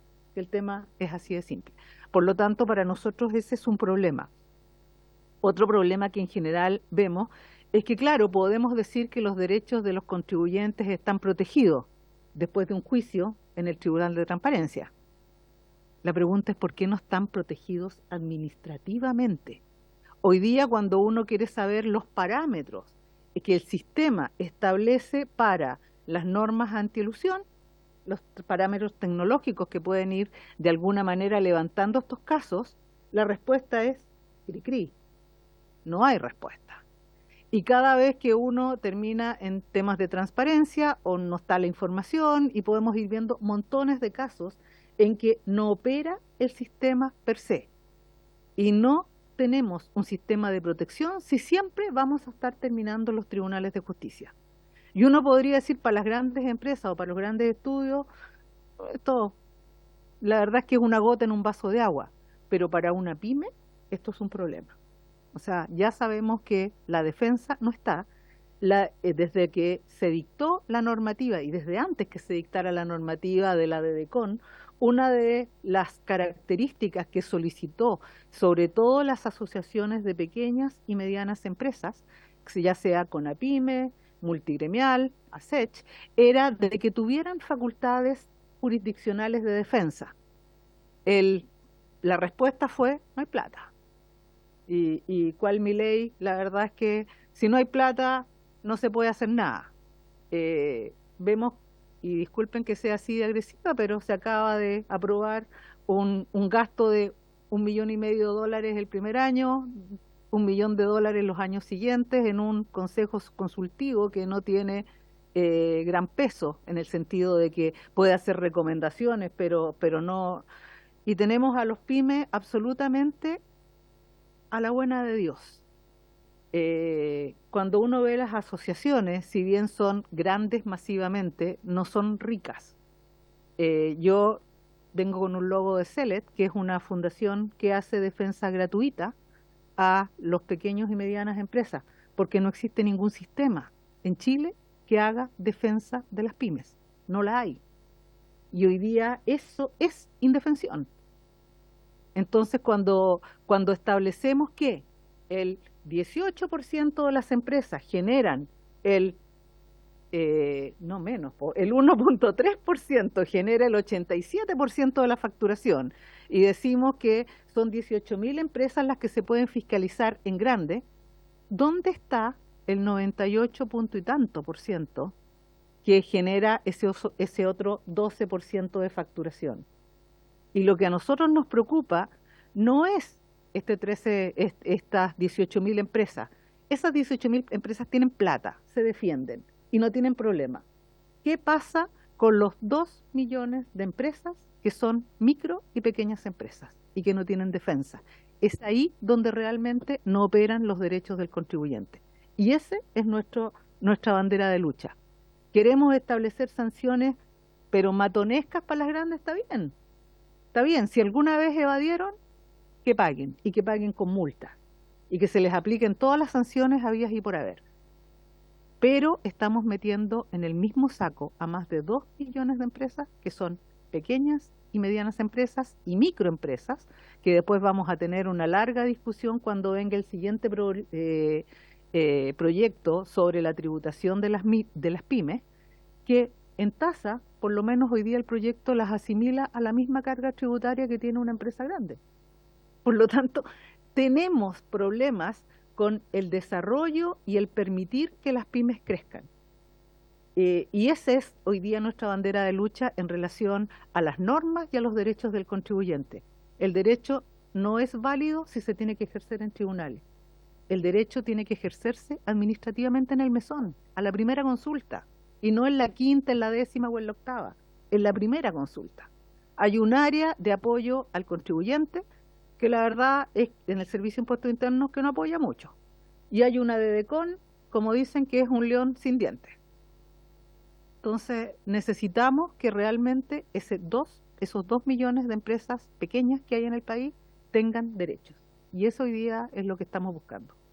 Gracias. Muchas gracias. Pasamos entonces a escuchar a don Francisco Selamet. Sí, bueno,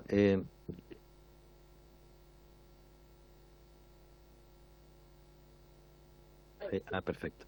Sí, no, básicamente quería referirme a las preguntas que estaban vinculadas con la norma general antielusiva, y en verdad creo que hay un tema básico que es la definición del abuso, y que eso debe ser abordado bien, porque si no se cae toda la estructura de la norma antielusiva. Entonces, insisto en que esta norma no está bien redactada y que si bien el proyecto la mejora, no se hace cargo de este tema de los efectos jurídicos y económicos relevantes, y que en el fondo pueden hacer caer la norma en los tribunales superiores de justicia. Entonces, creo que ese es un tema importante que hay que resolver. Y respecto de si la norma antielusiva tiene que mantenerse en sede judicial o tiene que pasar a la sede administrativa, yo creo que es una pregunta que uno debería contestarse en un tiempo futuro, más adelante. Si ustedes ven recién hoy, hay 50, o sea, recién ahora se activó la norma antielusiva. En el 2023, 50 casos. En los años anteriores, desde que la norma estaba vigente, eran menos de 50 casos. En un solo año, más de 50 casos. Hay un equipo que está formado al servicio. Creo que hay que probar cuáles son las deficiencias de que lo resuelven los tribunales tributarios, porque ¿por qué lo estamos cambiando? ¿Qué es lo que no funciona? ¿Qué es lo que está malo? Nadie ha dado respuesta a esa, porque en verdad no hay ningún problema con la norma antielusiva. No hay ningún problema hoy día que justifique sacarlo e involucrar desde el director del Servicio de Impuestos Internos hasta el portero prácticamente para que se pronuncien sobre la norma antielusiva, cuando hay otros temas muy relevantes que resolver, y básicamente los temas de brecha que el mismo proyecto se menciona. Entonces creo que no hay ninguna justificación para cambiar algo que está funcionando bien mientras no aparezcan los problemas o no se ponga en evidencia que esto no funciona. y poner en marcha todo este sistema con el sector privado, el sector público juntos, me parece que en el fondo va a generar más problemas que beneficio, y que al final de cuentas lo que va a pasar es que si se aprueba de esta manera, en un corto tiempo se va a decir, no, esto no funciona, que lo conozca Impuesto Interno como cualquier otra fiscalización, y ahí sí que los derechos de los contribuyentes van a estar absolutamente disminuidos. Para mí el derecho tributario es una constante, digamos, de fuerzas, o una constante de equilibrio más bien entre los derechos del fisco y los derechos del contribuyente. Cuando nosotros, digamos, estamos inclinando la balanza por derechos del fisco y disminuimos los derechos de los contribuyentes, este equilibrio se rompe y no es virtuoso hacerlo. Respecto de la pregunta respecto de la prescripción, creo que la norma que establece que la prescripción se cuenta desde el último acto elusivo es confuso, porque en el ejemplo mío, que era muy básico, en que yo decía que aportaba el bien raíz a la sociedad y después vendía los derechos, después eventualmente esta persona se puede adjudicar el bien, lo puede volver a vender.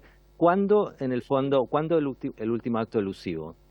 Para mí la prescripción debería contarse desde que se produce la elusión y cuando se producen estos efectos jurídicos y económicos que yo quería mediante una forma alternativa. Es decir, cuando vendí los derechos sociales ya se consumó la elusión. Si después me adjudiqué el bien, si después lo volví a vender, si lo volví a aportar, pueden ser, o sea, son actos posteriores que están vinculados a la elusión, pero la elusión se produjo en un momento determinado que es claro. Cuando los efectos jurídicos y económicos que producía el acto original se producen ahora por el acto alternativo elusivo. Entonces, creo que si vamos a contar la prescripción, en la elusión debemos contarlo de que se produce el efecto y no desde actos, porque si además le entregamos al Servicio de Impuesto Interno que califique la elusión, ellos mismos van a determinar cuál es el último acto elusivo y entonces la prescripción la van a regular ellos, digamos. Entonces, me parece que darle demasiadas atribuciones a un órgano administrativo. Eso creo básicamente que es lo que preguntaban respecto de la norma general inclusiva. Muchas gracias. Don Antonio Faúndez. Gracias, señorita presidenta. Bueno, por su intermedio voy a tratar de hacerme cargo de todas las consultas que se formularon. A ver, partiendo inmediatamente con relación a este tema, si la norma general elusiva está en sede judicial o en sede administrativa, yo creo que más allá de esa decisión, lo importante es el procedimiento, y que ese procedimiento vele por los derechos del contribuyente. Entonces, en ese sentido, si vemos la propuesta que presenta el Ejecutivo, el proyecto en sí, viene a elevar el estándar también de poner mayores exigencias también para el Servicio de Impuesto Interno en cada instancia, primero con el informe que se realizará a nivel de fiscalización, luego con el Comité de Antielusión, luego con el Consejo Asesor Consultivo. Bueno, el estándar se eleva respecto de llegar también a esa declaración. En esa instancia, el contribuyente tiene la posibilidad de formular su defensa, formular sus alegaciones al respecto. Sí, tiene la instancia, especialmente en la instancia de la citación que concurre en esa instancia. Ahora, si está o no preparado el servicio para asumir este procedimiento, en el año 2014, cuando se discutió la norma elusiva, siempre hubo mucha oposición al respecto, mucha oposición. Y vemos que los resultados han sido positivos respecto a nivel también de recaudación. Contamos con una administración tributaria que creo que a nivel mundial cuenta con un prestigio muy importante. Yo creo que en cuanto a gestión es evidente que puede desarrollar una buena gestión también con relación a este procedimiento que se propone. Con relación al denunciante anónimo, con lo que plantea el diputado Mellado, yo coincido que hay un tema que hay que evaluar, que es con relación al tema de que sea remunerado.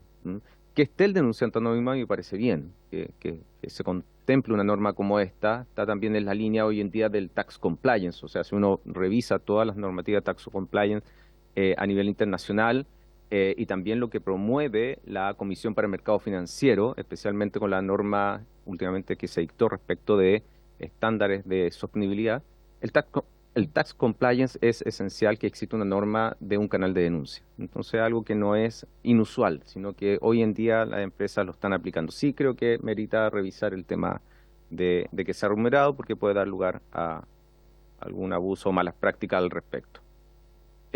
Finalmente, con la consulta de diputado Bianchi respecto de la sostenibilidad. A ver, en el año, esto fue una crítica que formulé respecto especialmente a la Administración Tributaria, al Servicio de Impuestos Internos en el año 2022, si mal no recuerdo. En la Universidad de Chile me invitaron a exponer y presenté estas primeras prácticas, buenas prácticas fiscales que estaban realizando las empresas. Entonces la crítica estaba, bueno, si las empresas están en la línea de querer asumir buenas prácticas fiscales y la administración tributaria no está capacitada para comprender estas buenas prácticas fiscales de las empresas están perdiendo dinero y están perdiendo el tiempo con las buenas prácticas fiscales. Por eso es importante que la administración tributaria también tenga conocimiento de este estándar. Y de ahí que incorporar una norma al Código Tributario de Sostenibilidad viene a proteger y a exigir también a la administración tributaria, al Servicio de Impuestos Internos, que reconozca estas buenas prácticas fiscales que están asumiendo las empresas. Dicho eso, porque la pregunta iba enfocada a la de DECOM, cuál es el rol que podía asumir, si vemos la experiencia, y ya lo comenté, de Australia, efectivamente en Australia se ha hecho el análisis, ya existe el Código de Transparencia Tributaria en Australia. Y ese Código de Transparencia Tributaria tiene un estándar de buenas prácticas fiscales para las grandes empresas y hoy en día para las pymes. Entonces, también creo que el hecho de introducir esta norma, necesariamente tenemos que llegar también a las pymes. Y ahí el rol de DECON es clave. Es clave. Yo creo que en eso también esto se traduce en capacitación. La DECON también debería asumir esto, entender cómo las pymes se enfrentan a las buenas prácticas fiscales en conjunto con las grandes empresas. Yo creo que en eso, frente a la pregunta, ¿qué rol puede jugar en esto? Un rol clave. También es importante y en eso implica capacitación también de todos los estamentos. Eso, muchas gracias. Muchas gracias también a usted por su respuesta y finalmente escuchemos a Jorge Espinosa. Muchas gracias. Bueno, tratando de contestar algunas de las preguntas de los honorables diputados, en materia, la primera pregunta en relación a qué consejo daríamos en relación a este proyecto. Si ustedes me permiten dar un consejo, que no sé si me corresponde hacerlo, pero ya que me lo están preguntando, yo diría que este es un aporte definitivamente hacia un mayor cumplimiento tributario. Es decir, hay un esfuerzo sistematizado y complejo de incorporar una serie de normas, no solo a las que ya hemos comentado en esta sesión, sino que muchas otras, que van en la dirección de potenciar el cumplimiento tributario. Por dar ejemplo, las normas sobre comercio clandestino, sobre mayores atribuciones en cuanto a manejo de datos, en fin, hay una serie de otras normas, las normas sobre precio de transferencia, en fin, en realidad el proyecto en ese sentido se hace cargo de varios otros aspectos que son, creo, que van en la línea correcta. Ahora, dado que eso es así, en mi opinión, sería quizá interesante aprobarlo, ¿no es cierto?, a lo menos en lo general, y en la discusión particular quizás agregarle aquellos perfeccionamientos que se están conversando en esta sesión, que creo que van en la tendencia de mejorarlo y de aclarar para evitar este tipo de interpretaciones que pueden ser perniciosas para todas partes. En relación a la Defensoría del Contribuyente, yo diría que de qué manera se puede fortalecer los derechos de los contribuyentes, sobre todo pensando en los pequeños y medianos contribuyentes. Yo diría que si ustedes me preguntaran un consejo, tomen el original, el proyecto original que creó este consejo, que creó esta defensoría. Y ahí se van a dar cuenta que hay una serie de facultades y atribuciones que tenía en la defensoría que en el proyecto definitivo no quedó estampado. Yo creo que si ustedes se dan el trabajo de analizar ese proyecto original, a lo mejor de ahí se puede fortalecer la defensoría de los contribuyentes, que por supuesto incluiría a las pymes. O sea, no tiene que ser porque solamente en un nivel bajo, sino que puede ser un nivel medio también, que perfectamente este instituto podría defender a esos contribuyentes. En materia del secreto bancario, la propuesta pudiera ser, mire, en materia de empresas, considerando que la cuenta corriente es parte integral de la contabilidad y por lo tanto de los instrumentos accesorios que el contribuyente debe entregar para que la contabilidad sea declarada fidedigna y para que la declaración de impuestos sea validada, a mí en lo personal, en lo particular, no veo ninguna razón para que exista secreto.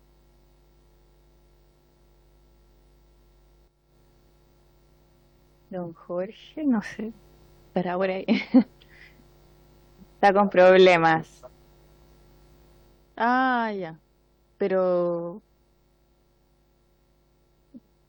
igual fue como momentáneo, no fue tan... No sé si... Ay, ya se desconectó, definitivamente. Si esperamos unos 5 minutos para que pueda cerrar, por lo menos su idea, ¿cierto? Estamos citados hasta las 12:30.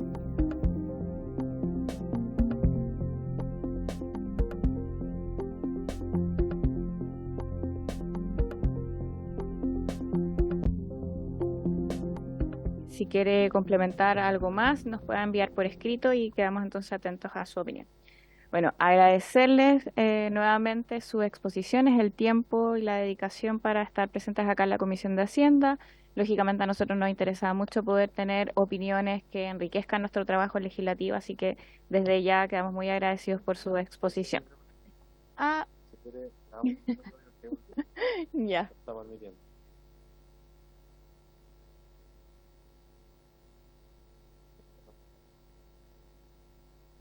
Don Jorge.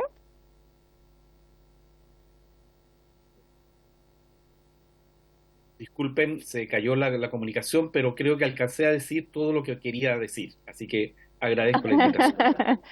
No, disculpe, es que quedamos muy interesados en su opinión y justo se cortó. Pero Sí, alcancé a perfecto. decir lo último que quería decir. Muchas gracias, señora Muchas presidenta. gracias a usted. Diputado Barrera. Sí, don Jorge, le alcanzamos a escuchar cuando usted dijo de que estaba de acuerdo con aprobar este proyecto en general y que había que en particular mejorarlo con las cosas que estábamos discutiendo aquí. Y dijo, y en relación al secreto bancario, dijo que las empresas tenían sus cuentas corrientes, dijo, y yo creo que, y ahí se cortó. Muchas gracias. Bueno, yo creo que no debería haber secreto bancario para las empresas porque la cuenta, aquí es un instrumento además de carácter público en el sentido que hace plena fe la información que entrega el contribuyente. Así como se nos piden libros auxiliares y documentación para respaldar cada uno de los movimientos de activo y pasivo de la contabilidad, no veo razón por qué, siendo vaya a quedar excluida de esa posibilidad. Ahí mi sugerencia es decir, mire, establezcamos garantías en términos de que la información que le solicita el Servicio de Impuesto Interno sea clara y específica respecto de las partidas o de los movimientos bancarios que quiere acceder. Y con el procedimiento propuesto en el proyecto que puede ser mejorado, pero siempre con la posibilidad de ser reclamado en los tribunales en caso que el contribuyente no esté de acuerdo. Y ahí terminé.